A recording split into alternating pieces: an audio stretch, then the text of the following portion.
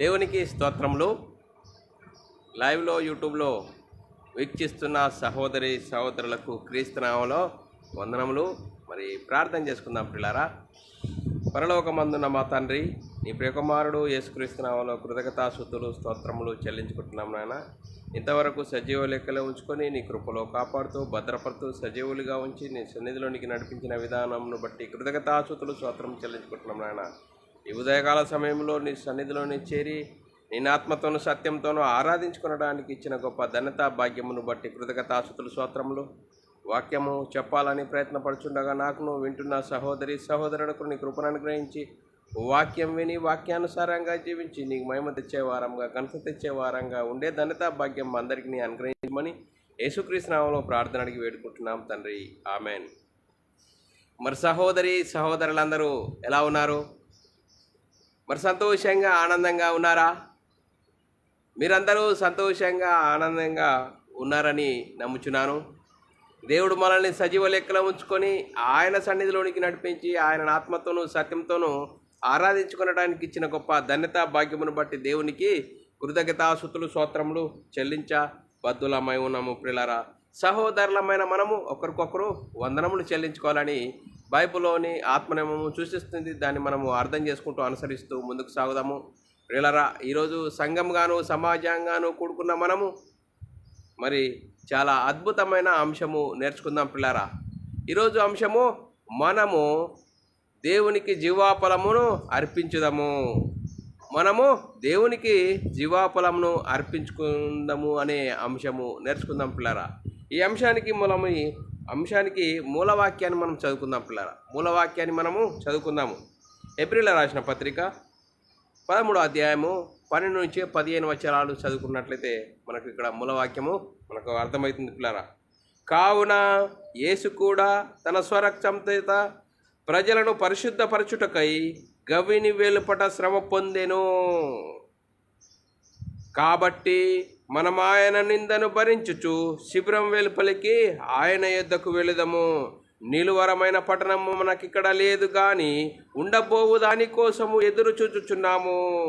కాబట్టి ఆయన ద్వారా మనము దేవునికి ఎల్లప్పుడూ స్తుతియాగము చేయుదము, అనగా ఆయన నామమును ఒప్పుకొనుచు జీవాఫలమును అర్పించుదుము. చూడండి పిల్లరా, మనము ఈరోజు నేర్చుకునే అంశము 15వ వచనంలో కాబట్టి ఆయన ద్వారా మనము దేవునికి ఎల్లప్పుడూ స్తుతియాగము చేయుదము, అనగా ఆయన నామమును ఒప్పుకొనుచు జీవాఫలమును అర్పించుదుము అనే మాట మనము చూసుకుంటున్నాం పిల్లారా. మరి ఈ అంశంను ఎందుకు నేర్చుకోవాలి అనేది మనము ఆలోచన చేసినట్లయితే జీవాఫలము చూడండి పిల్లరా, మనము దేవుడు మనకు గొప్ప భాగ్యాన్ని ఇచ్చాడు. ఆ భాగ్యాన్ని బట్టి మనము ఏం చేయాలా? దేవునికి కృతజ్ఞతాస్తుతులు స్తోత్రములు చెల్లించాలి. దేవుని పనిని దేవుని ఉచ్చరించడము, దేవుని గణపరచడము మనము చేయడం వల్ల మన జీవాఫలము మనకిష్టమైనది. మనకు దేవుడు గొప్ప భాగ్యాన్ని ఇచ్చాడు. ఆ భాగ్యాన్ని బట్టి మనము దేవునికి కృతజ్ఞతాస్తుతులు స్తోత్రములు చెల్లించాలి. మరి చూడండి, ప్రభు అయిన యేసుక్రీస్తు ద్వారా దేవునికి ఎల్లప్పుడూ కృతజ్ఞతాస్తుతులు స్తోత్రములు చెల్లించుచు ఆయన నామమును ఒప్పుకొనుచు జీవాఫలమును అర్పించుదుము. మరి పిల్లారా, మరి అలాంటి పరిస్థితిలో మనం ఉన్నామా లేమా? లేకుంటే దేవుని కోసము యేసుక్రీస్తు కోసం మనము మన అవసరాల కోసము మనకేదో ఈ లోక సంబంధంగా భౌతిక సంబంధంగా మరి ఈ ప్రకృతి సంబంధంగా ఏదో ఇచ్చాడని ఈ వీటి కోసమే సంతోషపడుచు మనము మరి దేవునికి మరి కృతజ్ఞతాస్తుతులు చెల్లించుచున్నామా? మరి పాపశాపంలో ఉన్న మనల్ని, నరకానికి జోగాడుతున్న మనల్ని ఆ భయంకరమైన నరకం నుంచి తప్పించి నిత్య జీవము పరలోకము ఆ దేవుని కుమారులమయ్యే గొప్ప ధన్యత యేసుక్రీస్తు ద్వారా మనకు గొప్ప ధన్యతను అనుగ్రహించినందుకు ప్రభు అయిన యేసుక్రీస్తు ద్వారా దేవునికి కృతజ్ఞతాస్తుతులు స్తోత్రములు చెల్లించాలి. తండ్రి, ఈ నరకం నుంచి మనల్ని తప్పించి ఆ పరలోకానికి వారసులుగా చేసినందుకు కృతజ్ఞతాస్తుతులు స్తోత్రములు తండ్రి అని ఇలా మనము దేవునికి జీవాఫలమును అర్పించే విధముగా మనము ఉండాలని దేవుని సంకల్పం. ఆ సంకల్పం మనము అర్థం చేసుకొని మనము వాక్యానుసారంగా లేఖనానుసారంగా మనము చూసుకుందాం పిల్లారా. మరి లేఖనాలు చదువుకున్నట్లయితే పిల్లారా, ఏప్రిల్ రాసిన పత్రిక 13వ అధ్యాయము 12 నుంచి, కాబట్టి యేసు కూడా తన స్వరక్తము చేత ప్రజలను పరిశుద్ధపరచుటకై గవిని వెలుపట శ్రమ పొందెను. చూడండి పిల్లరా, మరి యేసుక్రీస్తు ఈ లోకానికి వచ్చేసాడు గవిని వెలుపట. తన స్వరక్తము చేత ప్రజలను పరిశుద్ధపరచుటకై గవిని వెలుపట శ్రమ పొందెను. కాబట్టి మనం ఆయన నిందను భరించుచు శిబిరం వెలుపలికి ఆయన యుద్ధకు వెళ్ళుదము. చూడండి, క్రైస్తవుడైతే గొప్ప ఆ నిందను భరించుచు శిబిరము వెలుపలికి ఆయన యుద్ధకు వెళ్ళుదము. నిలువరమైన పట్టణం మనకి ఇక్కడ లేదు, కానీ ఉండబోవు దానికోసము ఎదురు చూచుచున్నాము. ఉండబోయే పరలోకము, ఆ పరలోకము కోసము ఎదురు చూచుచున్నాము. కాబట్టి చూడండి మరి, ఎదురు చూచున్నాము. కాబట్టి ఆయన ద్వారా మనము దేవునికి ఎల్లప్పుడూ స్తుతియాగము చేయొచ్చు. అనగా ఆయన నామమును ఒప్పుకొనుచు జివ్వాఫలమును అర్పించుదుము. మరి పిల్లలు మనం ఆలోచన చేయాలి. ఫలము అనగా ఏంటో మనం తెలుసుకుందాము. మరి పాత నిబంధన కాలంలో భూఫలము, ప్రథమ ఫలము, మరి కోత ఫలం, ఇప్పుడు ఇలా ఫలాలు ఆ పాత నిబంధన కాలంలో మరి ఉండేవి. కొత్త నిబంధనకైతే మరి వాక్యము. వెలుగు ఫలం అంటే ఏంటి?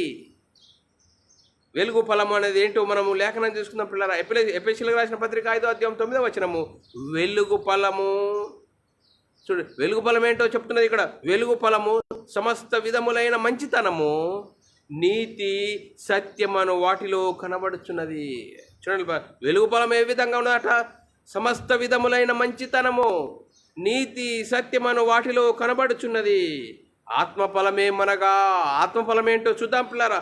ప్రేమ, సంతోషము, సమాధానము, దీర్ఘశాంతము, దయాలత్వము, మంచితనము, ఆశానిగ్రహము, సాత్వికము. చూడండి, ఇలాంటి ఫలాలను, ఆ ఫలాలను బట్టి మనము దేవునికి జివ్వాఫలమును అర్పించుదాము. దేవునికి ప్రభు అయిన యేసుక్రీస్తు ద్వారా జివ్వాఫలమును అర్పించుదాము. మనము దేవునికి జీవాఫలము అర్పించే వారముగా ఉన్నామా లేదా అనేది మనల్ని మనము ఆలోచన చేసుకోవాల్సిన అవసరము ఎంతైనా ఉంది. చూడండి పిల్లరా, మన ప్రభు అయిన యేసుక్రీస్తు ద్వారా తండ్రి అయిన దేవునికి కృతజ్ఞతాస్తుతులు చెల్లించాలని లేఖనాలు చెప్తున్నాయి పిల్లరా. చూడండి, కొలస్సీయులకు రాసిన పత్రిక 3వ అధ్యాయం 17వ వచనము. మరియు మాట చేత కానీ క్రియ చేత కానీ మీరేమి చేసినను ప్రభు అయిన యేసుక్రీస్తు ద్వారా తండ్రి అయిన దేవునికి కృతజ్ఞతాస్తుతులు చెల్లించుచు సమస్తమును ఆయన పేరట చేయుడి. చూడండి, మన తండ్రి అయిన దేవునికి ప్రభు అయిన యేసుక్రీస్తు ద్వారా కృతజ్ఞతాస్తుతులు, స్తోత్రములు చెల్లించాలి. చూడండి, మరి ఆ కృతజ్ఞతాస్తుతులు, స్తోత్రములు ఎందుకు చెల్లించాలి? తండ్రి, మేము నిత్య నరకానికి జోగాడుతున్న మమ్మల్ని మీ సొంత కుమారుడైన యేసుక్రీస్తుని ఈ లోకానికి పంపించి మా నిమిత్తము మేము చేసిన పొరపాట్లు, మేము చేసిన శాపాల కోసము ఆయనను ఈ లోకానికి పంపి ఆయన శిలువలో మరి మరణింపజేసి మరి మరణించి సమాధి చేసి 3వ దినమున తిరిగి మరి లేచి మా అందరి కోసము ఆ గొప్ప భాగ్యాన్ని, యేసుక్రీస్తు ద్వారా మాకు ఒక గొప్ప భాగ్యాన్ని అనుగ్రహించినావు తండ్రి. నీకు కృతజ్ఞతాస్తుతులు, స్తోత్రాలు. ఇంత గొప్ప భాగ్యాన్ని మాకు అనుగ్రహించినావు తండ్రి. మరి ప్రభు అయిన యేసుక్రీస్తు ద్వారా దేవునికి స్తుతియాగము చేయుచు కృతజ్ఞతాస్తుతులు, స్తోత్రములు చెల్లించబద్దులమై ఉన్నాము పిల్లారా. ఎంతో గొప్ప భాగ్యం పిల్లారా. మరి ఆ భాగ్యాన్ని మనము అర్థం చేసుకుంటున్నామా పిల్లారా? మరి మనం ఆలోచన చేయాలి. మరి అబ్రాహాముకు వాగ్దానం చేశాడు. ఆ వాగ్దానానికి వారసులు ఎవరు? అబ్రాహాముకు వాగ్దానం చేశాడు. చూడండి పిల్లారా, మరి అబ్రాహాముకు వాగ్దానం చేసినప్పుడు మరి నిరీక్షణకు ఆధారం లేదు. ఆధారం లేనప్పుడు అబ్రాహాముకు వాగ్దానం చేశాడు. అబ్రాహాము యొక్క సంతానం ఎవరు? యేసుక్రీస్తు వచ్చేంత వరకు ఆయన వాగ్దానం కోసము వేచి చూశాడు పిల్లారా. మరి మనం ఆలోచన చేయాలి. అబ్రాహాము సంతానకు వారసులు ఎప్పుడమైతాము? అబ్రాహాము దేని గురించి వేచి చూశాడు? ఏప్రిల్ రాసిన పత్రిక 11వ అధ్యాయము 10వ వచనంలో, ఏలైనగా దేవుడు దేనికి శిల్పియు నిర్మాణకుడై ఉన్నాడు, పునాదులు గల పట్టణం కొరకు అబ్రాహాము ఎదురు చూచుచున్నాడు. పునాదులు గల పట్టణం, ఆ పరలోకం కోసము అబ్రాహాము ఎదురు చూచుచున్నాట. మరి చూడండి, ఆయన అబ్రాహాము వాగ్దాన సంతానంకు వారసులం ఎప్పుడమైతాము? చూడండి, మనం ఆలోచన చేసినట్లయితే గలతీయులకు రాసిన పత్రిక 3వ అధ్యాయం 29వ వచనంలో, మీరు మీరు క్రీస్తు సంబంధులైతే, మనం క్రీస్తు సంబంధులమైతే భూలోక సంబంధమైన వాటిని కోసం వేచి చూడాలా? ఈ లోక సంబంధమైన ప్రకృతి సంబంధమైన వాటి కోసం వేచి చూడాలా? లేదండి. ఆ పరలోకం అనేది ఉన్నది. ఆ పరలోకం చేరాలంటే యేసుక్రీస్తు మనందరి కోసం వచ్చాడు. యేసుక్రీస్తు మనందరి కోసం శిలువలో మరణించాడు, సమాధి చేయబడ్డాడు, 3వ రోజున తిరిగి లేచి పరలోకానికి వెళ్ళాడు. పరలోకంలో ఉన్న పరిశుద్ధాత్మను పంపిస్తే ఆ పరిశుద్ధాత్మను పొందుకున్న 12 మంది సువార్తను ప్రకటించారు యేసుక్రీస్తు మరణ సమాధిని గురించి. ఆ సువార్తను విని మన హృదయాలలో పశ్చాత్తాపం కలిగి మారు మనసు పొంది యేసుక్రీస్తు నామములో బాప్తీసం పొందడం ద్వారా క్రీస్తు మహిమను ధరించుకున్నాము, సంఘములో చేర్చబడినాము, ఆ గొప్ప మహిమకు వారసులము. చూడండి, మీరు క్రీస్తు సంబంధులైతే ఆ పక్షమందు అబ్రాహాము యొక్క సంతానమునకు అబ్రాహాము సంతానమై ఉండి వాగ్దాన ప్రకారంగా వారసులైతారు. అబ్రాహాము అయితే ఆ పరలోకం కోసం వేచి చూశాడో, ఈ భూలోక సంబంధమైన వాటిని గురించి మనం ఆలోచించలేడు అబ్రాహాము. మరి మనము క్రీస్తునందు విశ్వాసం ఉంచిన నీవు, నేను, సహోదరి సహోదరుడా, మరి లోక సంబంధమైన భోగాల కోసము, ఈ 3 నాళ్ళ ముచ్చట కోసము మనము ఆరాటపడుతున్నామా, పోరాటపడుతున్నామా? దేనికోసం మనం వేచి చూస్తున్నాము? పరలోకము. ఆ పరలోకం చేరాలంటే ఈ లోకంలో వాక్యానుసారంగా జీవించాలి, ఆత్మానుసారంగా జీవించాలి. ఆత్మానుసారంగా జీవించినప్పుడు శ్రమలు, నిందలు, అవమానాలు వస్తాయి. అవన్నిటినీ ఓర్చుకోవాలి, సహించాలి. చూడండి, మరి ఆ ఓర్చుకోవాలి, సహించాలంటే మనకంటే ముందు యేసుక్రీస్తు ఈ లోకానికి వచ్చి ఈ లోకంలో సుఖపడలేదండి. ఈ లోకంలో సుఖపడలేడు. చూడు, ఆ ప్రవక్తలైతే ఆయన గురించి ఏదైతే రాశారో ఆ ప్రవక్తలను నెరవేర్పు ప్రకారము యేసుక్రీస్తు ఈ లోకంలో ప్రతి ఒక్కటిని నెరవేర్పు చేస్తూ ధర్మశాస్త్రానికి లోపడ్డాడు, ధర్మశాస్త్రాన్ని శిలువలో కొట్టివేశాడు. చూడండి, మరి మనం ఆలోచన చేసినట్లయితే చూడండి, గలతీయులకు రాసిన పత్రిక 3వ అధ్యాయం 7వ వచనంలో, కాబట్టి విశ్వాస సంబంధులే అబ్రాహాముకు కుమారులని మీరు తెలుసుకొనుడి. విశ్వాస సంబంధులే అబ్రాహాం కుమారులని మీరు తెలుసుకోండి. చూడండి, మనం ఆలోచన చేద్దాం. మరి మనం క్రీస్తునందు విశ్వాసం ఉంచిన మనము, క్రైస్తవులమైన మనము శ్రమలు, నిందలు, అవమానాలన్నింటినీ ఓర్చుకొని జీవించాలి. ఆయన నామమును ఒప్పుకొనుచు మనము దేవునికి ప్రభు అయిన యేసుక్రీస్తు ద్వారా కృతజ్ఞతాస్తుతులు, స్తోత్రములు చెల్లించి జీవాఫలమును అర్పించే విధంగా మన జీవితాలు సరిదిద్దుకోవాలి. చూడండి, మనకంటే పూర్వీకులు అపొస్తలులు ఏ విధంగా వారు ఈ లోకమును ఆశించారా? ఆశించలేదే. ఈ లోకమును ఆశించకుండా వారు తెలుసుకున్నది వాస్తవాలను. పరలోకం అనేది ఉన్నది. ఆ పరలోకం చేయాలంటే ఈ లోకంలో వాక్యానుసారంగా నీతిని అనుసరించి జీవించాలి. ఆ నీతిని అనుసరించి జీవిస్తే కష్టాలు, నష్టాలు, ఇరుకులు, ఇబ్బందులు అవన్నిటినీ మనకు వస్తాయని లేఖనం చెప్తుంది. క్రైస్తవుడైనందుకు శ్రమ అనుభవించాలని లేఖనం చెప్తుంది. క్రైస్తవుడైనందుకు సుఖం అనుభవించాలని లేదే. చూడండి, ఏ విధంగా మనము లేఖనమును అర్థం చేసుకుంటున్నాము, లేఖనాల ప్రకారంగా మన ఆత్మీయ జీవితమును ఈ భూమి మీద మనం కట్టుకోవాలి, అలా జీవించాలి. ఎబ్రీయులకు రాసిన పత్రిక 3వ అధ్యాయం 15వ వచనంలో, 13వ అధ్యాయం 15వ వచనంలో, కాబట్టి ఆయన ద్వారా మనము దేవునికి ఎల్లప్పుడూ స్తుతియాగము చేయుచు. స్తుతించాలి అంటే పని చేయాలి. అనగా ఆయన నామమును ఒప్పుకొనుచు జీవాఫలమును అర్పించుదము, స్తుతియాగము చేయుచు. చూడండి, పాత నిబంధనలో కీర్తనలలో రాయబడ్డది స్తుతియాగము చేయుచు అనేది. కీర్తనలో 56వ అధ్యాయం 13వ వచనంలో, నేను నీకు మొక్కుకొని ఉన్నాను, నేను నీకు స్తుతియాగమును అర్పించేదను అని రాయబడ్డది. కీర్తనలు 50వ అధ్యాయము 14వ వచనము, దేవునికి స్తుతియాగము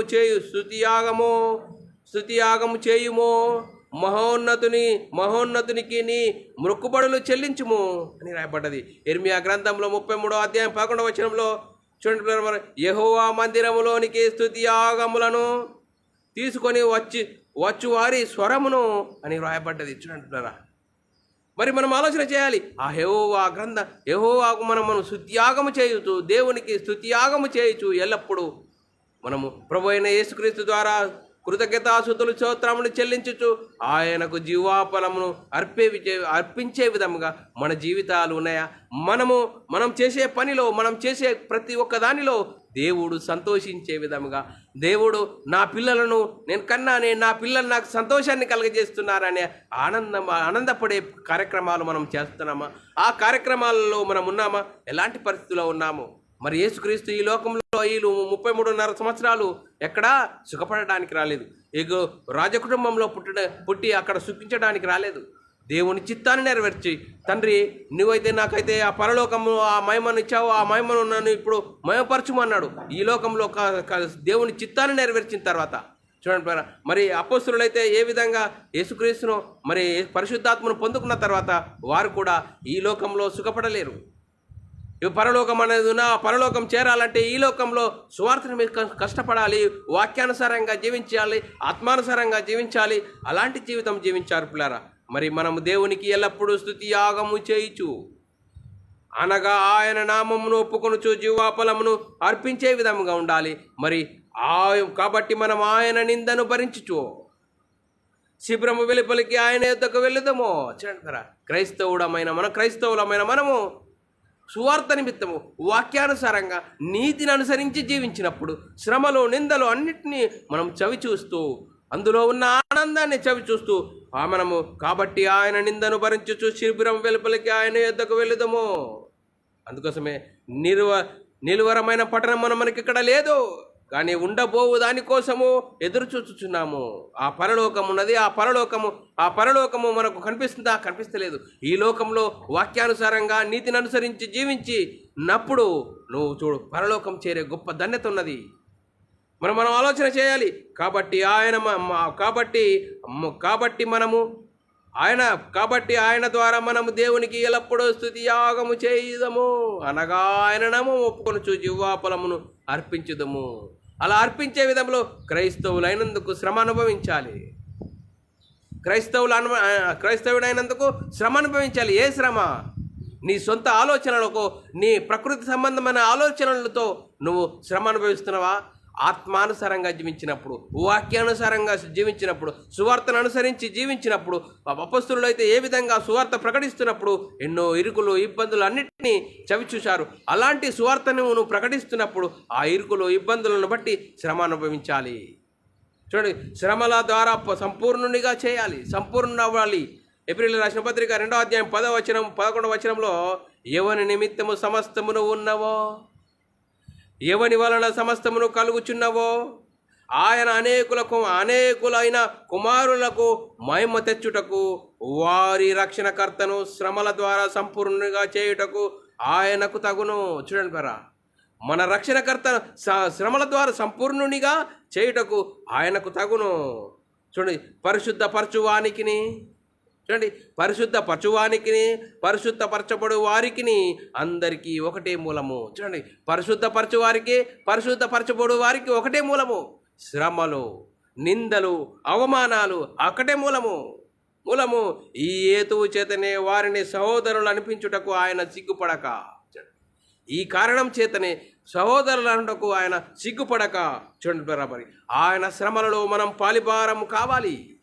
ఆయన శ్రమలలో ఆయనతో శ్రమపడాలి. ఆయనతో శ్రమపడిన క్రీస్తోడి వారసులం అంటున్నాడు. మనం ఈ లోకంలో మరి శ్రమపడాలి. సువార్త నిమిత్తము వాక్యానుసారంగా, ఆత్మానుసారంగా వాక్యాన్ని అనుసరించి జీవించినప్పుడు శ్రమలు, నిందలు, అవమానాలు వస్తాయి. అలా అనుసరించినప్పుడు ఆయనతో కూడా శ్రమపడేలా ఆయన క్రీస్తోడి వారసులము. రోమీయులకు రాసిన పత్రిక 8వ అధ్యాయం 16-17 వచనంలో మనము దేవుని పిల్లలమని ఆత్మ తానే మన ఆత్మతో కూడా సాక్ష్యమిచ్చుచున్నాడు. మనము పిల్లలమైతే వారసులము అనగా దేవుని వారసులము. క్రీస్తు కూడా మహిమ పొందుటకు ఆయనతో కూడా శ్రమపడిన క్రీస్తుతోటి వారసులము. క్రైస్తవులు అంటే చూడండి, దేవునికి వారసులయ్యే గొప్ప ధన్యత. చూడండి, ఇంత గొప్ప భాగ్యాన్ని మనము అర్థమయ్యే విధంగా జీవిస్తున్నామా? అర్థం చేసుకొని జీవిస్తున్నామా? ఏంటి క్రైస్తవుని కాలరెగిరేస్తున్నావా? ఎలాంటి పరిస్థితుల్లో ఉన్నాం మనల్ని మనం ఆలోచన చేయాలి. చూడండి పిల్లరా, మనము ఇలాంటి జీవితము జీవిస్తూ దేవునికి ఎల్లప్పుడూ కృతజ్ఞతాస్తుతులు స్తోత్రములు చెల్లించబద్దులమై ఉన్నాము. దేవునికి కృతజ్ఞతాస్తుతులు స్తోత్రములు చెల్లించబద్దులమై ఉన్నాము పిల్లారా. మనం ఆలోచన చేయాలి. కాబట్టి ఆయన ద్వారా దేవునికి ఎల్లప్పుడూ స్తుతి యాగము చేయుచు అనగా ఆయన నామమును ఒప్పుకొనుచు జీవాఫలమును అర్పించుదుము. చూడండి పిల్లరా, మరి అందుకోసమే క్రైస్తవులమైన మనము ఇప్పుడు మన కోసం కాకుండా జీవించువారు ఇక మీదట తమ కొరకు కాక తమ కొరకు మృతి పొందిన వాని కొరకే జీవించాలి. క్రైస్తవ జీవితం ఏంటి? 2 కొరింథీయులకు రాసిన పత్రిక 5వ అధ్యాయం 14వ వచనంలో క్రీస్తు ప్రేమ మమ్ములను బలవంతము చేయుచున్నది. అపొస్తలుడైన పౌలు గారు ఏమంటున్నాడు? క్రీస్తు ప్రేమ మమ్ములను బలవంతము చేయుచున్నది. ఎందుకయ్యా బలవంతము చేయుచున్నది అంటే, క్రీస్తు ప్రేమ మమ్ములను బలవంతము చేయుచున్నది ఎలయనగా అందరి కొరకు ఒకడు మృతి పొందెను కనుక అందరూ మృతి పొందిరనియో. జీవించు వారు ఇక మీదట తమ కొరకు కాక తమ నిమిత్తము మృతి పొంది తిరిగి లేచిన వాని కొరకే జీవించుటకు ఆయన అందరి కొరకు మృతి పొందనని నిశ్చయించుకొనుచున్నాము. 21 వచనము. కావున దేవుడు మా ద్వారా వేడుకొన్నట్లు చూడండి, కావున దేవుడు మా ద్వారా వేడుకొన్నట్లు క్రీస్తుకు రాయబారులమై దేవునితో సమాధాన పరుడని క్రీస్తు పక్షమున మిమ్మును బతిమాలుకొనుచున్నాము. అపొస్తలుడైన పౌలు గారు మిమ్మును బతిమాలుకొనుచున్నాము. యేసుక్రీస్తు ఎదుగు రండి. యేసుక్రీస్తు దేవుని కుమారుడు, యేసుక్రీస్తు ప్రభువు. యేసుక్రీస్తు మనందరినీ పరలోకం తీసుకెళ్ళడానికి వచ్చాడు. యేసుక్రీస్తుని అందు విశ్వాసం వస్తే ఆ పరలోకం అనే గొప్ప భాగ్యానికి మనము వారసులమవుతాము, దేవునికి వారసులమవుతాము. చూడండి, ఎందుకనగా మనం ఆయన యందు దేవుని నీతి అగునట్లు పాపమెరగని ఆయనను మన కోసం పాపముగా చేశాను. చూడండి, మనందరి కోసము పాపమెరగని ఆయనను మన కోసము పాపముగా చేశాడట. ఎందుకు పాపముగా చేశాడు? ఈ లోకంలో ఎవడు ఏ విధం చేతనని తన సహోదరుని విమోచింపే లేని పరిస్థితిలో చూడండి, ఈ లోకంలో మరణిస్తే పాతాళానికి జారిపోయే భయంకర పరిస్థితిలో ఉన్న సమయంలో ఎవరు ఏ విధం చేతను తన సహోదరుని విమోచింపలేడు. వాడు కుళ్ళు చూడక నిత్యము బ్రతుకున్నట్లు వాని నిమిత్తము దేవుని సన్నిధిలో ప్రాయశ్చిత్తం చేయగలవాడు ఎవడు లేడు. వారి ప్రాణ విమోచనము బహు గొప్పది, అది ఎన్నటికీ అట్లు తీరక ఉండవలసిన పరిస్థితిలో మనందరి కోసము పాపమెరగని ఆయనను పాపముగా చేసి ఆయన శిలువలో మనందరి కోసము మరణించాడు, శిలువలో రక్తం కార్చాడు మనందరి కోసము. యేసుక్రీస్తు ఈ లోకానికి వచ్చేం చేశాడు? మనందరినీ పరలోకంలో ఉన్న కన్నతండ్రి యొద్దకు తీసుకెళ్ళడానికి యేసుక్రీస్తు ఈ లోకంలో వచ్చి మరి వాక్యానుసారంగా దేవుని చిత్తాన్ని నెరవేర్చడానికి శిలువలో మరణించాడు, మనందరి కోసం శిలువలో మరణించాడు. పాపమెరుగని ఆయనను పాపముగా చేసినట. పాప శరీరాకరంతో ఈ లోకానికి వచ్చి ఆయన శరీరమందు పాపమునకు శిక్ష విధించెను. క్రీస్తు ద్వారా, యేసుక్రీస్తు దేవుని కుమారుడు, యేసుక్రీస్తు ప్రభు అని విశ్వసిస్తే క్రీస్తు ద్వారా పాపక్షమాపణ, నిత్య జీవము, పరలోక ప్రాప్తి, దేవుని ఇంటి వారము, పరలోక వారసులము, దేవునికి వారసులము. ఆ గొప్ప మహిమ, ఆ గొప్ప మహిమను మనకు అర్థం చేసుకునే విధంగా ఉన్నామా? క్రైస్తవ జీవితం ఏంటి? ఆ గొప్ప మహిమను మనం తెలుసుకొని, ఒకడు లోకమంతా సంపాదించుకొని తన ప్రాణమును పోగొట్టుకుంటే ఏమన్నా లాభమా? ఏమి లాభం లేదు. చూడండి, ఇంత గొప్ప భాగ్యాన్ని మనకు దయచేసిన ఆ దేవునికి, ప్రభు అయిన యేసుక్రీస్తు ద్వారా దేవునికి కృతజ్ఞతాస్తుతులు స్తోత్రములు చెల్లించే బద్దులమై ఉన్నాము పిల్లరా. అందుకోసమే దేవునికి జీవాఫలమును అర్పించుదాము. ఇంత గొప్ప భాగ్యాన్ని అర్పించిన తండ్రి నీకు కృతజ్ఞతాస్తుతులు స్తోత్రాలు. ఈ గొప్ప భాగ్యాన్ని మేము చవి చూస్తూ అనేకులకు పంచే గొప్ప భాగ్యాన్ని మాకు అనుగ్రహించినందుకు తండ్రి నీకు కృతజ్ఞతాస్తుతులు స్తోత్రాలని దేవునికి కృతజ్ఞతాస్తుతులు స్తోత్రాలు ఎల్లప్పుడూ చెల్లించాలి. మన జీవాఫలమును దేవునికి అర్పించాలి. అప్పుడు దేవుడు ఆనందించే గొప్ప భాగ్యము. ఆ భాగ్యంలో మనము వారసులమవుతున్నామంటే ఎంత గొప్ప భాగ్యం పిల్లరా. చూడండి, అపోస్తలులు ఏ విధంగా అయితే ఈ లోక సంబంధమైన వాటి కోసం జీవించలేరు, తండ్రిని సంతోషించే విధంగా దేవుని పని జరిగించడానికి చూడండి ఏ విధంగా జీవించారు? వారు ఈ లోకంలో దరిద్రులుగా జీవించారు, కానీ సమస్తమును కలిగిన వారు, ఐశ్వర్యం కలిగిన వారు. చూడండి, మరి ఏమీ లేని వారమైనటువంటి సమస్తమును కలిగిన వారుగా జీవించారు అపోస్తలులు. చూడండి, 2 కొరింథీయుల రాసిన పత్రిక 6వ అధ్యాయము 8-9 వచనాల్లో రాయబడ్డది. ఘనతల వలనను సుకీర్తి దుష్కీర్తుల వలన దేవుని పరిచారకులమై ఉండి, చూడండి, దేవుని పరిచారకులమై ఉండి అన్ని స్థితులలో మమ్మును మేము మెప్పించుకొనుచున్నాము. అన్ని పరిస్థితులలో మేము మెప్పించుకున్నాము. మేము మోసగానమైనట్లుండి, లోకంలో మోసగాల తిరంగన కనబడుతున్నారు. క్రైస్తవంగా వాక్యానుసారంగా జీవించేవారు, వాక్యం కలిపి చేరిపోయే వారితో కాదు పోల్చేది, వాక్యానుసారంగా జీవించేవారు మోసగాళ్ళమైనట్లుండి సత్యవంతులము, తెలియబడని వారమైనట్లుండి బాగుగా తెలియబడిన వారమును, చనిపోయిన వారమైనట్లుండి ఇదిగో బ్రతుకుచున్నాము. చూడండి, శిక్షింపబడిన వారమైనట్లుండి చంపబడిన వారము. చూడండి, మరి 10వ వచనము, దుఃఖపడిన వారమైనట్లుండి ఎల్లప్పుడూ సంతోషించుచున్నాము, దరిద్రులమైనట్లుండి అనేకులకు ఐశ్వర్యము కలిగించు వారము, ఏమీ లేని వారమైనట్లు సమస్తమును కలిగిన వారము. ఎంత గొప్ప భాగ్యం అండి క్రైస్తవ జీవితము. అపొస్తలులు ఏ విధంగా జీవించారు? దరిద్రులుగా జీవించారు, కానీ అనేకులకు ఐశ్వర్యం కలిగించే ఐశ్వర్యము, ఆత్మ సంబంధమైన ఐశ్వర్యము, ఆ పరలోకం అనేది ఉన్నది. ఆ పరలోకం చేరాలంటే యేసుక్రీస్తు ద్వారానే, యేసుక్రీస్తు దేవుని కుమారుడు, యేసుక్రీస్తు ప్రభువు, యేసుక్రీస్తునందు విశ్వాసం ఉంచండి. ఆ గొప్ప భాగ్యానికి, మరి ఆ భాగ్యాన్ని పంచడాన్ని, క్రీస్తు ఐశ్వర్యం పంచడాన్ని, దేవుని ఐశ్వర్యం పంచడానికి మరి అపొస్తలులకు మనకు అనుగ్రహింపబడ్డది.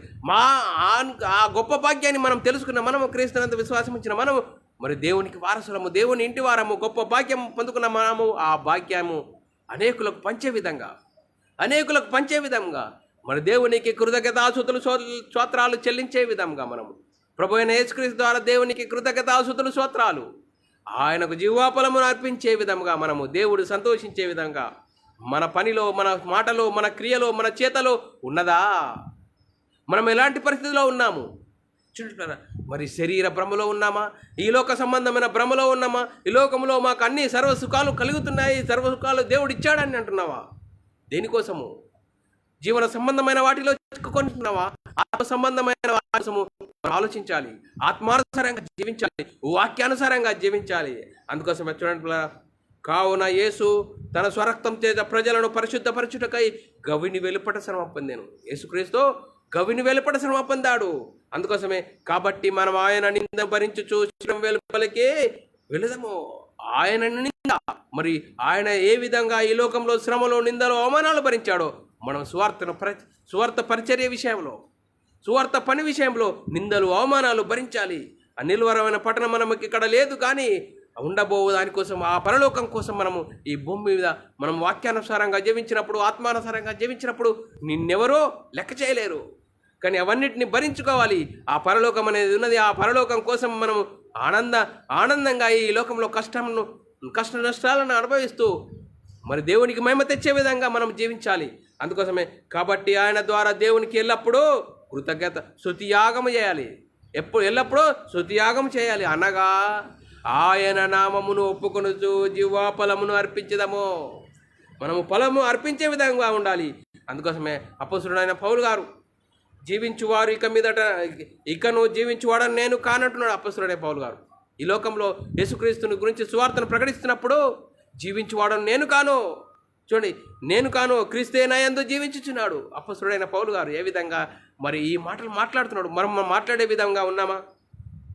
గలతీయులకు రాసిన పత్రిక 2:20 నేను క్రీస్తుతో కూడా సిలువ వేయబడి ఉన్నాను. ఎందుకు? లోక సంబంధమైన వాటి విషయాలలో మరి సిలువ వేయబడి ఉన్నాను. ఇకను జీవించువాడను నేను కాను, క్రీస్తే నా యందు జీవించుచున్నాడు. నేను ఇప్పుడు శరీరమందు జీవించుచున్న జీవితము నన్ను ప్రేమించి నా కొరకు తన్ను తాను అప్పగించుకున్న దేవుని కుమారుడి యందలి విశ్వాసం వలన జీవించుచున్నాను. విశ్వాసం వలన జీవించుచున్నాము. మన జీవితం అలా ఉన్నదా? మనము ఎలాంటి జీవితం జీవిస్తున్నాము? అందుకోసమే క్రైస్తవులమైన మనము మన కొరకు కాక తన కొరకు, మన కొరకు మృతి పొందిన వాని కొరకే జీవించాలని లేఖనం చెప్తుంది పిల్లారా. 2 కొరింథీయులకు రాసిన పత్రిక 5:15 జీవించు వారిక మీదట తమ కొరకు కాక తమ నిమిత్తం మృతి పొంది తిరిగి లేచిన వాని కొరకే జీవించుటకు ఆయన అందరి కొరకు మృతి పొందినని నిశ్చయించుకుంటున్నాము. అలాంటి నిశ్చయం మనకున్నదా? అలాంటి నిశ్చయం కలిగి అపొస్తలుడైన పౌలు గారు బ్రతుకుట క్రీస్తే చావైతే మేలు అన్నాడు. బ్రతుకుట క్రీస్తే చావైతే మేలు. చూడండి, అపొస్తలుడైన పౌలు గారు ఏ విధంగా ఆ మాట అనగలిగాడు? అపొస్తలుడైన పౌలు గారు ఈ లోకంలో సువార్త నిమిత్తము తమ స్థిరాస్తులను అమ్మేసి పణముగా పెట్టి తన్ను తాను మరి అర్పణగా మరి చేసుకున్నాడు పిల్లారా. మరి మనము క్రీస్తునందు విశ్వాసం ఉంచిన మనము, క్రీస్తు మహిమను ధరించుకున్న మనము ఆ మహిమను అనేకులకు పంచే విధముగా ఉన్నామా? ఆ గొప్ప మహిమను అనేకులకు పంచే విధముగా, అనేకులను ఆ గొప్ప మహిమకు వారసులుగా చేసే విధముగా మన జీవితాలు ఉన్నాయా? ఎలాంటి పరిస్థితిలో ఉన్నాము? మరి మనము దేవునికి జీవాఫలం అర్పించే విధముగా ఉన్నామా? ఆ జీవాఫలము దేవుడు ఆనందించే విధంగా, దేవుడు చూడండి, అపొస్తలుడు ఏ విధంగా దేవుని సంతోషించే విధంగా యేసుక్రీస్తు ఈ లోకంలో దేవుని పని చేయడానికి వచ్చాడు. దేవుని పనిని సంపూర్ణంగా చేసి, తండ్రి పరలో నీ పనిని సంపూర్ణంగా చేసి ఉన్నాను. అందుకోసం చూడండి, అపొస్తలులు ఏ విధంగా ఈ లోక సంబంధమైన వాటి కోసం ఆశించలేదు, ఆత్మానుసారంగా జీవించారు. ఆత్మానుసారంగా జీవించినప్పుడు నిందలు, అవమానాలు వస్తాయని, క్రైస్తవుడైనందుకు శ్రమ అనుభవించాలని లేఖనం చెప్తుంది. చూడండి, మనం ఏ విధంగా ఉన్నాము? లోక సంబంధమైన సిరి సంపదలకోతో మరి మనము ఈ లోక ఆశలలో ఉన్నామా? మరి శరీర భ్రమలో ఉన్నామా? చూడండి, శరీర భ్రమలో ఉన్నామా? శరీరానికి ఆశలు కల్పించేవాడు ఉన్నాడు సాతాను. వాడేతడు శరీరాశ, నేత్రాశ, జీవబ్రహ్మాన్ని చూపెడతాడు. ఈ శరీరం అనే ఒక భ్రమలో ఉన్నాము. ఈ భ్రమలో ఉంటే నువ్వు క్రైస్తవుడవే, నీకు దక్క పరలోకం ఎవరికి లేదు, నువ్వు సంఘానికి వెళ్ళు, పాట పాడు, కానుక వేయు అంటున్నామే. కానీ పోతున్నావు వస్తున్నావు, కానీ నువ్వు ఆత్మానుసారంగా జీవించి నీ ఆత్మానుసారమైన జీవితంలో కష్టాలు, నష్టాలు, ఇరుకులు అవన్నిటిని చవి చూస్తున్నావా? మనం ఎలాంటి ఆ పరలోకంలో ఉన్నది, ఆ పరలోకం చేరాలంటే ఈ లోకంలో సువార్త వాక్యానుసారంగా అపొస్తలులు ప్రవక్తలు వేసిన పునాది మీద కట్టబడాలి. పరిశుద్ధులకు ఒక్కసారి అప్పగింపబడిన బోధ నిమిత్తం పోరాడాలి. వాక్యానుసారంగా జీవించాలి. వాక్యానుసారంగా జీవించినప్పుడు నువ్వు ఈ లోకంలో ఏమి లేకున్నా సరే, కానీ ఆ పరలోకం అనేది ఉన్నది. ఆ పరలోకం చేరాలంటే వాక్యానుసారంగా జీవించాలి, ఆత్మానుసారంగా జీవించాలి. వాక్యాన్ని అనుసరించి జీవించినప్పుడు నీ ఆత్మీయ ఆనందము చూడండి, నీ ఆత్మీయ ఆనందము చూడండి. అపొస్తలులు ఏ విధంగా ఈ లోకంలో మరి జీవించారు, ఏ విధంగా సువార్త నిమిత్తము వారు చరస్థిరాస్తులు నమ్మి సువార్త కోసం వారు హతసాక్షులు అయ్యారు. ఎందుకు అయ్యారు? ఆ పరలోకం అనేది ఉన్నది. ఆ పరలోకం అనే ఆ గొప్ప భాగ్యాన్ని చేరాలంటే ఈ లోకంలో శ్రమలు అనుభవించాలి. చూడండి, శ్రమలు అనుభవించాలి. యేసుక్రీస్తు ఈ లోకంలో ఎక్కడా సుఖపడడానికి రాలేదు. యేసుక్రీస్తు ఈ లోకంలో వచ్చి తండ్రి పనిని నెరవేర్చాడు. చూడండి, తండ్రి పనిని నెరవేర్చాడు. అందుకోసమే శిలువలో మరణించాడు మన కోసం. సమాధి చేయబడ్డాడు. 3వ రోజున తిరిగి లేచి పరలోకానికి వెళ్ళి పరలోకంలో ఉన్న పరిశుద్ధాత్మను పంపిస్తే ఆ పరిశుద్ధాత్మ పొందుకున్న 12 మంది యేసుక్రీస్తు మరణ, సమాధి, పునరుత్థానం గురించి సువార్తను ప్రకటించారు. ఆ సువార్తను ప్రకటించడం ద్వారా ఆ సువార్తను మహిమను పొందుకున్న వారు దేవునికి కృతజ్ఞతాస్తుతులు స్తోత్రాలు చెల్లించారు. దేవునికి కృతజ్ఞతాస్తుతులు స్తోత్రాలు చెల్లించారు.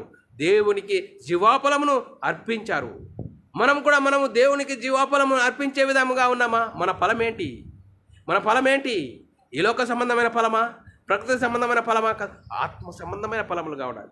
ప్రేమ, సంతోషము, సమాధానము, దీర్ఘశాంతము కలిగి ఉన్నామా? ఈ లోకంలో క్రీస్తునందు విశ్వాసం ఉంచిన మనము ఏ విధంగా జీవిస్తున్నాం? మనల్ని మనమే ఆలోచన చేయాలి. వాక్యానుసారంగా జీవించాలి. ఆత్మనియమమును అనుసరించి జీవించాలి. అపొస్తలులు ఏ విధంగా జీవించారు? అపొస్తలులు ప్రవక్తలు వేసిన పునాది ఏంటి? అపొస్తలులు దేని గురించి ప్రకటించారు?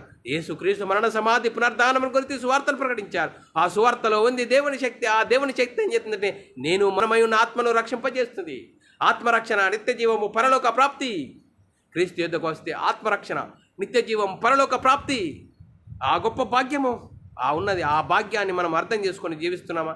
అర్థం చేసుకొని జీవించి కాబట్టి ఆయన ద్వారా మనము దేవునికి ఎల్లప్పుడూ స్తుతి యాగము చేయుచు, అనగా ఆయన నామమును ఒప్పుకొనుచు జీవాఫలము అర్పించుదాము. ఆ జీవాఫలము అర్పించే విధముగా ఉన్నామా? లేకుంటే లోక సంబంధమైన వాటి, ప్రకృతి సంబంధమైన మాయలో ఉన్నామా?